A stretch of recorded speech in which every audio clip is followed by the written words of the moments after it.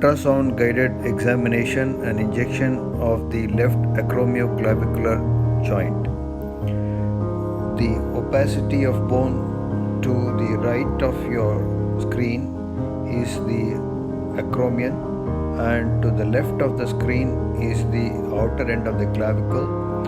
The black shadow seen in between the two layers of bone is the acromioclavicular joint, and here you are seeing the rotator cuff tendon just underneath the acromion. The needle is introduced in the long axis position from the lateral side to the medial side, and it will enter the acromioclavicular joint here.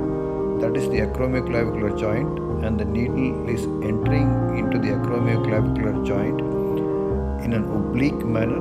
Then it is directed downwards, and PRP or the drug is introduced into the joint where the cursor is pointing. Ultrasound guided injection of the acromioclavicular joint is a safe and precise method to deliver the drug into the acromioclavicular joint.